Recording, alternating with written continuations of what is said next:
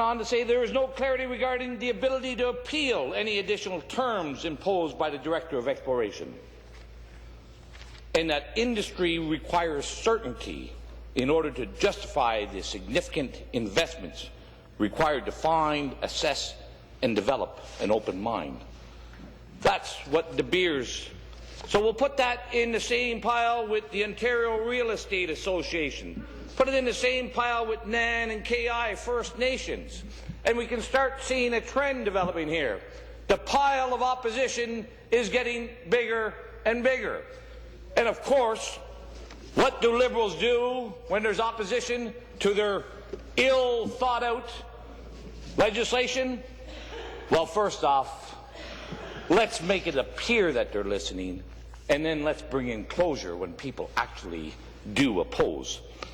Here's a little presentation to the committee. It's entitled Ensuring Equal Treatment, Reversing the Theft, Undoing the Wrongs Perpetrated in the Name of the Ontario Mining Act. And again, what did the committee do with those thoughtful presentations?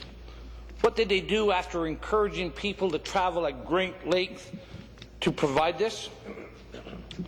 They run into closure, run into time allocation. And this representation was made about the mining tax. And it was delivered by Charles Fichtner.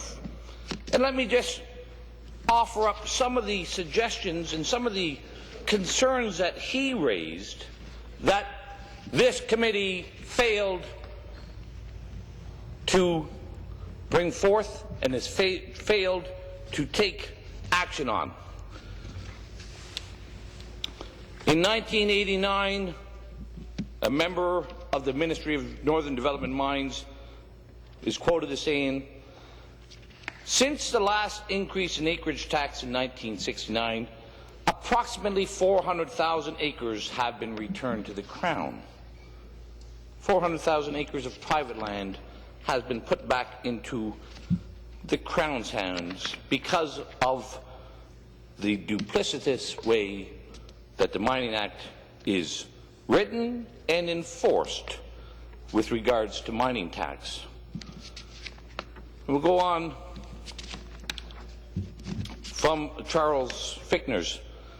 Another couple statements from the present Minister of Northern Development and Mines, his senior staff. And this is quotes from the Minister's senior staff. There is, to Charles Fichtner, there is an agreement in principle that you weren't taxed correctly. Went on to further say, I might be more cynical than you, Mr. Fichtner. What I see is the most likely explanation for this improper taxation is the reflexive self-interest of the organization. The senior staff went on to say, there are people who are very uncomfortable with the idea of admitting that they have been wrong for a long time. They don't want you to be the thin edge of the wedge.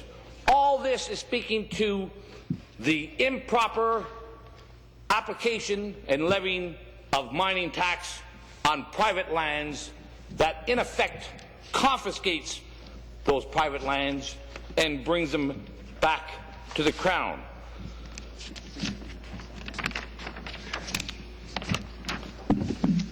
And let me just, one other comment from there, one other quote. And this was from a minister of NMDM back in 1991. Not a minister, a senior staff. Let me tell you, there are widows in Arizona who own property in Ontario. And because they do, mines are not being developed.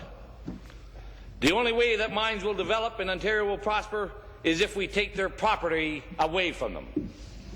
And that's what is happening with the mining tax, and it's going to continue with Bill 173 because this Liberal government didn't listen, didn't care what the people had to say to them when they traveled those great distances to come and speak to our committee hearings in Sioux Lookout in Timmins, in Toronto, in Thunder Bay. We went on and on to many places. But what did the Liberals do? Nothing. Again, from the prospectors and developers. Both acts have been written and put in place far too quickly, with many contentious issues not adequately dealt with. Prospectors and developers, add them to OREA, add them to First Nations, add them to the Coalition for Balanced Mining Reform, add them to the growing list of opposition, thoughtful, credible, legitimate opposition. The prospectors and developers went on to say, in recent legal rulings, the Ontario government has been charged with the responsibility of being the lead in negotiations with First Nations. This act is pushing that obligation down to the individuals and the mining industry. We heard that countless times. Countless times people brought this up, that it is the Crown's duty and honour to consult, that it can't be delegated downwards to industry. But what has the Liberal government done about those concerns? In one word, we can sum it up. Nothing. More sham, more arrogance. Speaker, this is the first time I was involved in a clause-by-clause hearing on a bill. And it disappointed me greatly to see the inaction and deliberate disregard for legitimate concerns expressed by people at those committees. I believe that this Liberal government ought to apologize to the people of Ontario. That the people who travelled to this committee, this Liberal government should apologize to them. This Liberal government ought to hang their head in shame that now, when they are caught disregarding people, they run to closure and time allocations. All the evidence there is before us in those committee hearings. The concerns about map staking and payments in lieu. This is a danger that everybody has spoken of, that this will open the door for large corporations or large associations to essentially assume control and ownership over vast tracts of our province. What did the Liberals say? Big deal. Big deal. Not my department. Not my concern. And let's put this in perspective. For a very small amount of money, somebody may not only stake a claim, but keep that claim active and prevent other people from using that claim or that property by paying a small yearly fee to the Liberal government. No longer will prospectors or developers or people who own mining claims have to actually do any work on those claims. As long as the Liberals get a few shekels from them, that's good enough for them. What's going to happen? We can see what's going to happen. That vast tracts of property will be denied to prospectors and developers. Ownership will be assumed and controlled by others.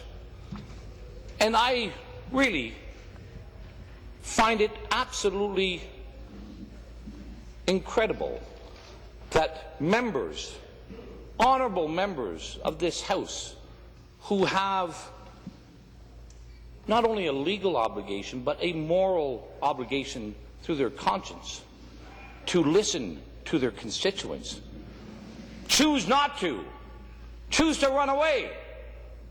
That is unacceptable. It is intolerable. What we saw going on in that committee, there was complete disregard for the people who came before the committee. And we can see that arrogance and that disregard by this time allocation moment. The Liberal government leaves this motion on the floor. They should all leave this chamber with their head hung low. Thank you.